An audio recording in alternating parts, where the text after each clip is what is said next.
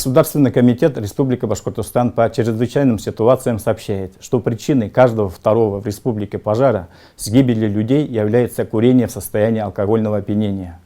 За истекший период 2021 года на территории республики всего зарегистрировано 9995 пожаров, в котором погибло 219 людей, в том числе 13 детей. 203 человека получили телесные повреждения. В городе Сибай с начала года произошло 191 пожар, где один житель города получил телесные повреждения. Чтобы в дальнейшем не допустить рост пожаров, Государственный комитет Республики Башкортостан призывает соблюдать элементарные правила пожарной безопасности.